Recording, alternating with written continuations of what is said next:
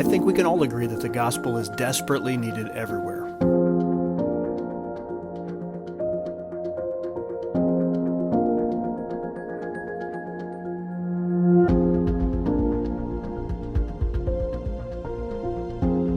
Hey, my name's Ron Taylor. I'm the director of Connect NYC Ministries, a church planting organization here in New York City.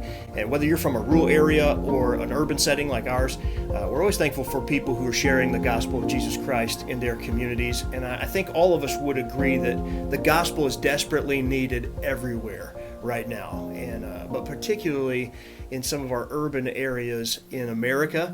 There is a great need, but there's also a very open door right now, more than ever before, for the gospel to go forward into America and also into the rest of the world. Because I think if you reach the city, you can reach the world. That's really what I wanted to communicate today to you. America used to be the loudest voice in the room.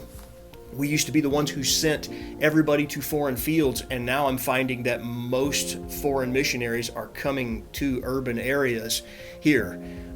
Because there's no denying that over the last decade or so, we've been losing a lot of ground in the cities and major metropolitan areas all over America. Ed Stetzer and Professor Philip Jenkins say that 60% of the world's population of Christians now live in Africa, Asia, and Latin America. It's called the Global South that's there.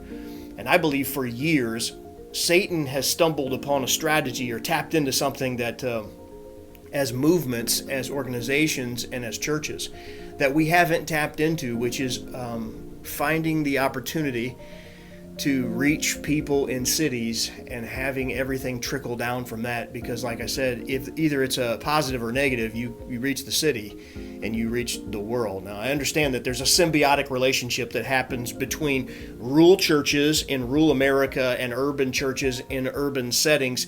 One can't keep going without the other one, but historically, and as a matter of fact, there's no contest as to who's got the harder work or where it's at. I mean, we're in ministry. We know all ministry is hard work, and it's something that we're doing for the Lord. But historically, everything trickles down from the city.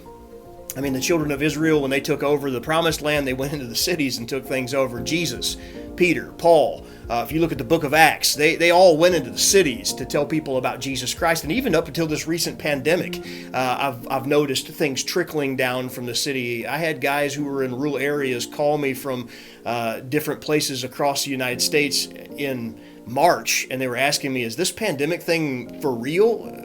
Yes, and now they're actually seeing those things take place. And so I think the enemy has stumbled onto something in churches in cities a long time ago that has become the norm for us now, and unfortunately has opened up doors for in rural areas to begin to start feeling the effects of it. The gentrification of things that we did in the poor communities here in the cities, where we have turned cities upside down and not ministered to the poor anymore, but now became trendy churches in trendy areas with one people group.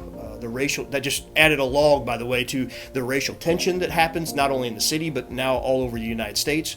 White flight has taken place, where a lot of the community, the European communities, left some of the major metropolitan areas of the world. The immigration that takes place here and the diversity that takes place here is not a bad thing, but can be a bad thing when you're overcoming things like language barriers and those sorts of things in the United States and in urban cities. And there's an urban and rural worldview, again, I think that has fought against one another, and that's spilled out in our government and all those things recently.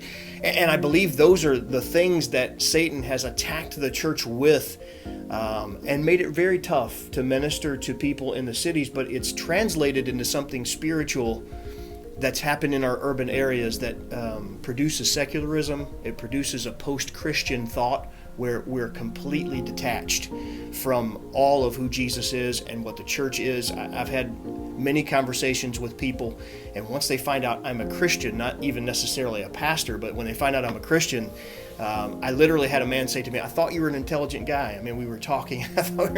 So, I mean, there's this post-Christian thought process that happens where you are introducing not just Jesus Christ and, if you died today, would you go to heaven? I know we wouldn't do it that way, but you're not introducing, here's the gospel and what it can happen, but you're actually having to go back and explain Genesis to Jesus to help people understand things. I think if you look at the Engel scale, you can see in many metropolitan areas, we've removed ourselves from the thought of who Jesus is. And at best, it gives us this warped Christian worldview, and that warped Christian worldview has turned into a lot of Christians who've had a tough time in major metropolitan areas being able to articulate the gospel, being able to understand their Bible, and being able to understand and believe in who Jesus Christ is. Now, I understand those things happen in rural areas as well.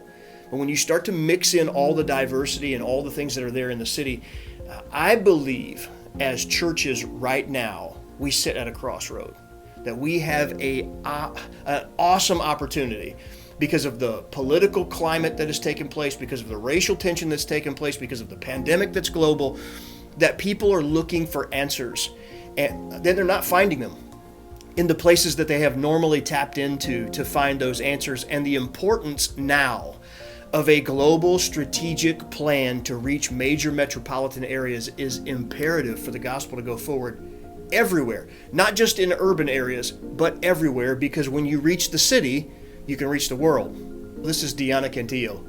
She's a part of a small group of ours. She's a first-generation immigrant. She came to this country, born in Peru, came here with her parents and learned the language, won her family to Christ after she come to know Jesus Christ as her Savior, and found herself in a place where not only she get won to Christ, but won her family to Christ, and then decidedly said, I want to go back to Peru. I want to go and tell my Peruvian family how they can know Jesus. And she went literally and sat down all of her family and told them about Jesus.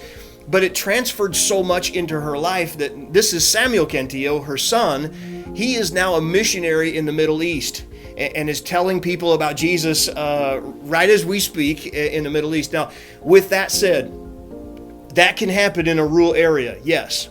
But that's one of 100 stories and thousands of stories, because the city is so diverse and the people are coming here. We have people who are coming to America, learning our language, knowing and coming to know Jesus Christ, and then going back and speaking a different language in different places. You reach the cities and you can reach the world. It goes urban to rural, it goes urban to urban, it goes urban to foreign missions. And I believe at some point, as a church, to move forward, it starts with a few things. It starts with us really understanding prayer, understanding that there's a burden that God has given us to reach people, and understanding how much we really do love people, because the city is where the people usually are. And so if that's where the people are, that's where we need to go. It becomes down to prayer, and it comes down to partnerships with rural areas. Again, it's a symbiotic relationship. We are the church.